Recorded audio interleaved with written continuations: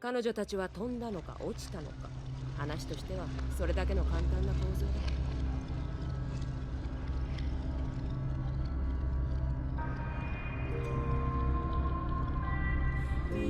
私の最後はやはり俯瞰からの墜落死がいいと思うのだ。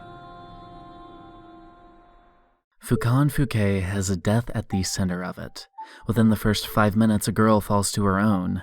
The subtitle of the movie is Thanatos, or Death Drive, and the main plot talks at length about what goes into the decision for someone to take a life. It digs into its subject matter well, but in regards to death, particularly the suicide of Kiri Fujo, there is no conclusion on if it's justified, or rather, if it gave Fujo any kind of freedom in doing it. Mikia comes away sympathizing with her decision to do so, thinking that all humans have some kind of inherent weakness, and if he were put into a kind of situation he couldn't escape from, he might do it too. Shiki views what Fujo does as her not being able to overcome her pathetic self. Toko, as pragmatic as she is, simply views it as a shame that someone died instead of contributing more to the world. Asuka simply doesn't understand at all. This round robin of sorts at the end, though it might feel a little tacked on, serves two main purposes. First, it gives a little insight onto each character. You see a clear difference in how Mikia and Shiki view human nature, for example, with Shiki placing more stock in overcoming the adversity that Mikia conversely views as omnipresent. But more importantly, this discussion at the end then raises the question to the audience. What do you think about Fujo's suicide? Was she flying, or was she falling? That line, that damn line, I've made fun of it myself in the past, but upon a rewatch of this first movie, I've grown to appreciate it. Flying, floating, and falling, the three states of where one can be. It's a simple little metaphor, and Toko lays it out pretty well. Someone who's flying is doing their best in life. They're not necessarily at the top of their game or succeeding, but they have the ability to, and recognize that. To those in the lower strata, they look to be a mirage in the desert heat, something they can claw their way to reach but gets a little further with each passing step. Kokoto is a good example of someone who's flying. His passions and interests are at the forefront of his life, and he's chasing them fervently, even with a few hitches in that path. To most people, he's relatable in that way. To someone like Kiri Fujo, though, he's an unattainable dream. She is the best example of someone who's floating, sitting in a hospital bed for the better part of a decade wishing for some facsimile of a life tends to put you in that mindset. Someone who's floating is teetering between life and death mentally. They haven't given up, but no real effort is or can be made to get them out of that state. Fujo has no urgency to speak of. Her days consist of wake up, long for what life used to be, go to sleep. It's depressing. She doesn't know that though, for a long time at least. She lives unaware of what it is she's feeling because she's going through life in an autopiloted haze. She can think about what life on the other two sides might offer and long for it desperately, but she'll never really know unless she either sees it or experiences it. Hence why it is so difficult to get out of that mind space. To those of you who have watched my video entitled Hisui Kohaku and Overly Personal Nonsense, a Tsukihime Far Side of the Moon analysis, I do have to apologize for the repeated points that I'm about to make. But for those of you that haven't and are just here for K&K, then I implore you to listen. Forget everything K&K tells you about spirals, for this and the next few videos at least, because I have a concept that I want to introduce now that will be a bit of a recurring thing. You know the phrase, downward spiral? Well, at a really low point in my life, and still apparently high off my Gurren Lagann watch from when I was 13, I started to equate things with that. To visualize a bit, think of it like a vortex with sand swirling towards the middle. At that center is a void of sorts. Negative thoughts and self-harming actions are what pulls one closer to that inescapable hole, but the drive to be alive and the passion for achieving things in life are the rope that's used to get back up. To put it in K&K terminology, someone who's flying is either climbing up or soaring above this pit, while someone who's falling willingly tosses themselves into it. Fujo is in one of these spirals. It's stagnant and non-moving, but she's rather deep down, no way out in sight until she eventually dies of old age or medical complications. Seeing Mikia deliver flowers to Shiki every week for 2 years eventually does shatter her days. Eyeing him in the hallway makes her realize her pitiable state. Fujo probably used to have loved ones and friends who would have visited her like Mikia does Shiki, and that idyllic dedication to a loved one is just one of the many, many things she lacks. Her overlooking view, which made her complicit for a time, starts to stretch into an endless horizon and becomes flooded with things she can never do. Looking out at an expanse like that can be calming. It can reassure someone that the world really is here, and it can ground them. It's a double-edged sword to someone who thinks about it too much, however. This film has beautiful shots of its scenery, in particular the landscape shots of the city. That city looks beautiful in said shots. But once you get closer and look at things like the grimy Fujo building, you see the ugliness of it all. That's just one building. There's an uncountable number of them out there, and no matter how far someone's eyes can see, there's just no end in sight. While it's nice to know that you're a part of it, the world is immense. To toss it back, Fujo is simply a speck in comparison. She's just a fly on the wall, watching everyone live their lives without her. Someone whose eventual end is to be a bug trampled underfoot, forgotten, existing as nothing but a sap because no one cares enough to visit. What does anything really matter in the grand scheme of things? No hope, just hope. An endless cacophony of thoughts that push towards one eventual endpoint. To change gears completely, Araya Soren is Kanoku Nasu's self-insert. He comes into the story, fucking with it in an innumerable amount of ways, all for one purpose: to understand the character of Ryougi Shiki, which I don't think I have to say is pretty much the main point of this series. To do this, he sets the plot into motion for literally every movie by instigating an inciting incident that Shiki gets wrapped up in. I don't mean this as a critique of Nasu's writing. Stay tuned for 2022 when I cover all of FSN for that, because I find the way Arya shows up, does his thing, and says "K-bye" engrossing. It makes the viewer think about what his deal is without giving away too much. After all, he sets into action these events that let us see a new side of Shiki.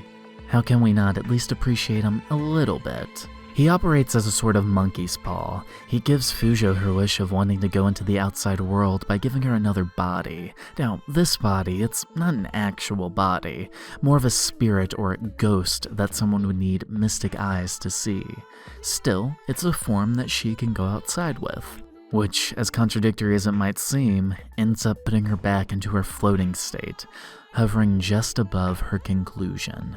Shiki is someone who is intrinsically tied to death. It's expected that the events that follow pique your interest enough to seek out the cause. Events being that 7 schoolgirls fall to their deaths in the coming weeks.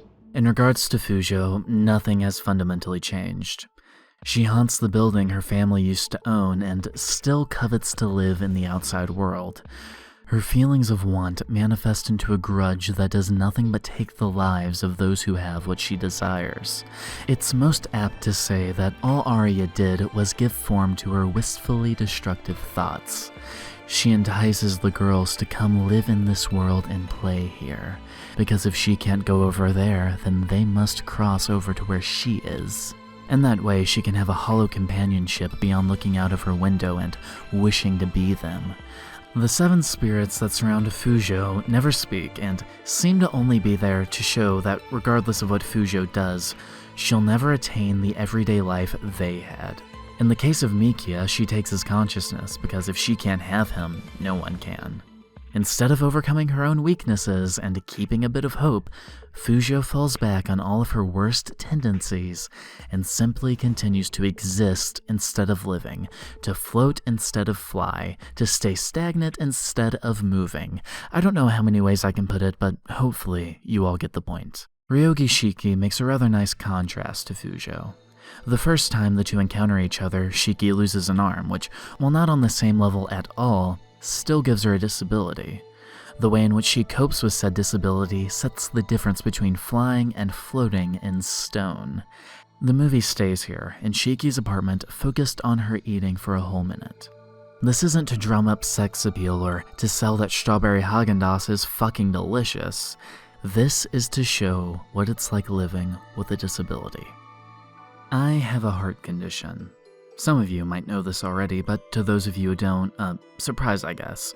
Anywho, this condition essentially means that the bottom half of my heart is going on strike, leaving the top half to do most of the heavy lifting. When I was 15, it started worsening.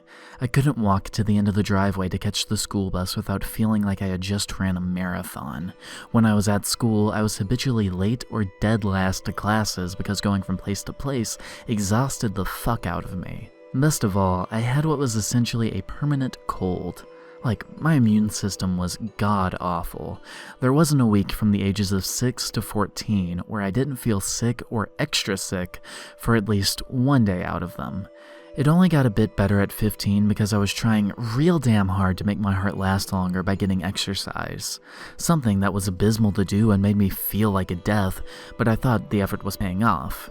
I went to medical checkups regularly, and each time I got hooked up to a ton of machines to see how my condition was progressing. Which, as I said, was progressing. For the few medical students out there, it went from 2-1 AV block to 3-1 AV block. At least I think that's what was stated. It's been years at this point, so I am a bit hazy. All the jargon out of the way, that news hit hard. This heart condition had already meant that I couldn't partake in any kind of sports or social activities that required physical exercise. It altered my ability to do simple things like walk a slightly long distance, and I am undoubtedly a different person than I would have been otherwise without it. That heart condition was just getting worse regardless of what I did. I didn't know the reasons for the condition, it just popped up one day, and that made me feel like I was being outed for no particular reason.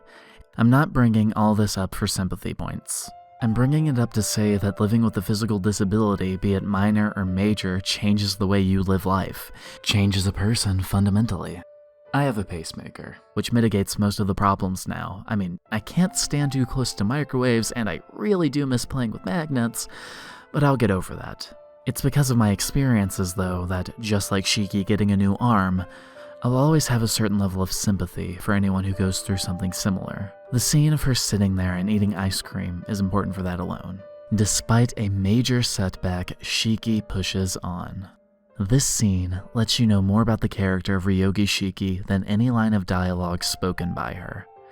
To get the obvious out of the way, she's the type to not let setbacks stop her from living how she wants. That's cool. But there's a deeper layer to all this, and it centers around two scenes before this one. The first is the very first scene of the movie where Mikia leaves the ice cream in the fridge with the comment that strawberries remind him of Shiki. The second is the scene right before this one where Toko notes that Mikia's favorite doll Toko made was the one that looked eerily similar to Shiki. All that in tow, wordlessly, this scene conveys Shiki's thought process. Mikia was on the mind, so she eats the ice cream he gave her. Her expression until the end is a blank, contemplative look. She might have even grabbed the Haagen-Dazs subconsciously, which then leads her to the conclusion that, yeah, she does care about Mikia, and only went out in the first place to get him back. A realization that gives her pause for a moment, wiping her face off before she accepts that reality and strengthens her resolve. She went out last time half because of her fascination with death and half because Mikia was in a coma. Her mixed-matched motivations led her to losing a limb. Here, she decides what's going to drive her on her return visit. It's notable that after all is said and done, she asks Mikia to stay the night for the first time, cementing what she was thinking about here. Scene's good. Wonderful direction and shot composition from Aoki. On the topic of staff, though, this entire series knocks it out of the park production-wise. The visuals by Ufotable are the best work they've ever done, don't fucking at me, and I can't go this video without mentioning the music by Yuki Kajura, which, coincidentally, I think is also her best work. Definitely better than the Heavensfeel movies, which honestly feel like they're trying really hard to recapture the lightning in the bottle that these movies have. I intend on focusing more on the music in a later part, but for now, just know that buying the OST has changed my life in the best possible way. Hardly a day goes by where I don't listen to at least one track. And the way these songs are constructed specifically for the movie means that each scene has an ebb and flow. Take the climactic fight at the end. The music, which had largely been piano chords and religious-like chanting, picks up into a bombastic rendition of Shiki's theme. This is Shiki at her best, and the music immediately tells the audience that she's going to get things done. To no one's surprise, I'm not a music major, so I can really only tell you what it makes me feel. K&K has good music. Point end. I kinda got on a music tangent, so let me go on an art one real quick. From a stylistic sense, I adore everything about this movie. Its grungy urban aesthetic and especially character designs set the tone about as well as the music does. Take Shiki, for example. Her void-like eyes and facial proportions let you know immediately that though she was cute in this opening scene, something's up with her. Her eyes getting pupils when the mystic eyes of death perception are used is also a very nice touch. It hasn't been revealed what those are yet, but that eye change signifies a switch from her casually doing things to being serious. As stated, the music changing to a fever pitch when she activates them is simple, but it is effective. Also to note, these eyes are the eyes of death perception. The core of Shiki's character is a fascination with death. She literally only gets a light in her eyes when death is there. The specifics of why Shiki can grab Fujo's spectral other body are in movie 3. Spoilers, Toko just says that she can now, but that's not important. Her grabbing Fujo is emblematic of the power someone who's flying has over someone who just meanders throughout life and lives vicariously. The difference between Shiki, who's resolved to find her own inner strength, and Fujo, who just hasn't. She laments right at the end that her death won't be that beautiful scene of Shiki's knife passing through her. She regrets that her death will be mundane, but it is a death of her own making. There's two main ways I think one can view Fujo's suicide. The first is that her death is liberation from her life of simply being, that she finally made a choice for her own self and that she really was flying in her last moments, which would be a beautiful ending for her. Her life of melancholy was ended by her own hands, and because of that, because she made a choice for herself, she was ultimately happy. The second reading is a bit more dark, that all Fujo is doing is deluding herself. She dies the same way all those high schoolers did, falling from the building. She was in high school when her crippling accident happened and lived in stagnation for 10 years. She dies coveting that idyllic life she is robbed of until death and conflates this choice as her own, when in reality, all she's doing is falling. Once the viewer passes the initial gateway of if they can understand her actions or not, the movie then leaves them to decide which ending is the right one. It doesn't give any clear answer, as death isn't something one can come to a definitive answer on until they've experienced it. In that regard, Shiki's response might be the closest to a real answer, which is the more negative outlook that Fujo couldn't overcome her weakness and put the view that had swallowed her into perspective. So she fell. That is an answer informed by Shiki's own lived experiences of overcoming her own fragility after all, so there is some merit. But there's merit to everyone's answers. Even Asuka's non-understanding of why someone would do it. That mindset isn't childish or anything. If you look at life and see it as worth living in spite of all the bad, of course you'd reach a similar conclusion. Mikia's answer is one I'm willing to bet most people share, and that they can understand her actions because they might do something similar either in her position or in some kind of dire one. Toko viewing it as a waste is for the more utilitarian in the audience, one that comes from a desire for human life to not be extinguished if it still has some inherent value. This is just the template. Someone could easily come up with any number of conclusions based on what they've experienced in life.